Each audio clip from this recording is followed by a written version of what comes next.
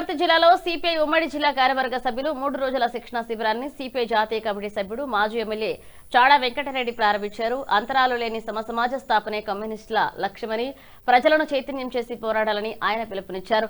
దేశంలో యుద్ధ వాతావరణం, బీజేపీ మత రాజకీయాలు, రాష్ట్ర ప్రభుత్వ హామీల అమలుపై ఆయన విమర్శలు చేశారు.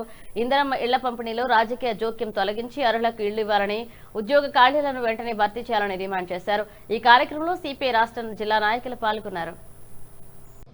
అప్పుడు భారతదేశ స్వాతంత్రం వచ్చింది. అలీదే విదేశాంగ విధానం అమలుపరిచాడు, పంచవర్గ ప్రణాళిక పెట్టాడు, ప్రభుత్వ రంగాన్ని విస్తరింపజేసాడు, అనేక ఉక్కు ఫ్యాక్టరీ తీసుకొచ్చాడు, లేదా సాగునీటి ప్రాజెక్టులు డ్యామ్ కట్టించాడు, అనేకమైన పద్ధతులు చేసినారు. 1964లో మన నాగార్జున డ్యామ్ ఎవరైనా లేవుకో శంకుస్థాపన చేశారు. బాకులంగా ఇట్లాంటి అనేక డ్యాములు చేశారు. కాబట్టి ఇవాళ పోల్చుకుంటాం. అందుకని మనం ఆలోచించాల్సింది ఏంటంటే, ఇవాళ ఇక్కడ మోడీ కానీ అక్కడ ట్రంప్ గారి ఇద్దరు ఆలోచన ఏంటంటే కమ్యూనిజం లేకుండా చేయాలి. ఇది ఒక పెద్ద సవాల్ ఉంది. ఇవాళ ప్రపంచ కమ్యూనిస్ట్ ఉద్యమానికే ట్రంప్ మూలంగా ఒక సవాల్ ఉంది. ఆ సవాల్ ఎదుర్కోవడానికి ప్రపంచ కమ్యూనిస్ట్ కూడా తప్పనిసరిగా ఆలోచించి ఏకమవుతారనే ఆశాభావాన్ని నాకైతే కనిపిస్తూ ఉంది. తప్పనిసరిగా ఎదుర్కోవాల్సిన అవసరం ఉంది. ఇప్పటికే క్యూబా పైన దాడి మొదలుపెట్టాడు. పక్క అమెరికా పక్కనే ఉంటుంది.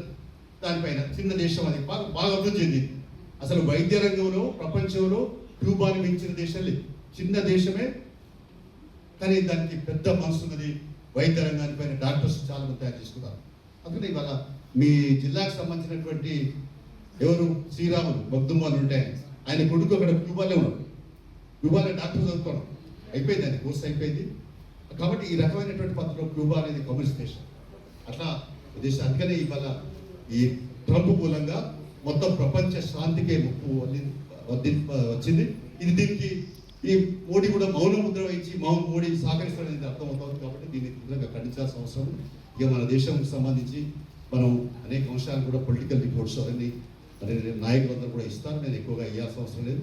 ఏదైనా మోడీ అనుసరించిన హిందుత్వ ఎజెండాను మరి ఒక రకంగా మరి రైతుల వ్యతిరేక, కార్మికుల వ్యతిరేక, అలాగే సామాజిక న్యాయం, ఎస్సీ బీసీ ఎస్టీ బడుగు బలైన వర్గాలకు సామాజిక న్యాయం, సోషల్ జస్టిస్లో పూర్తిగా దుర్మార్గంగా అణచివేసే కుట్ర చేస్తున్నటువంటి ప్రభుత్వ సంస్థని ప్రభుత్వ రంగాన్ని ప్రోత్సహిస్తున్నటువంటి దీనిని మనం ఎండగట్టాల్సిన అవసరం ఉంది.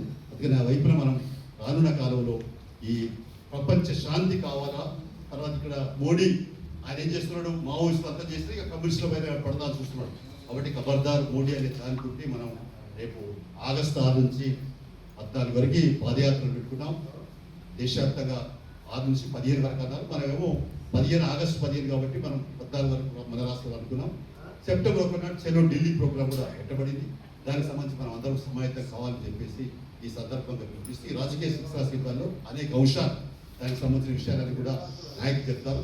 ప్రిన్సిపల్గా ఎన్నిక అవుతుంది. నేను నా పాఠ్యాంశం తర్వాత కూర్చుండి మరి ఒక్కొక్క టీచర్ అంటే ఒక్కొక్కరు ఒక్కొక్క అంశం మీద బోధిస్తారు.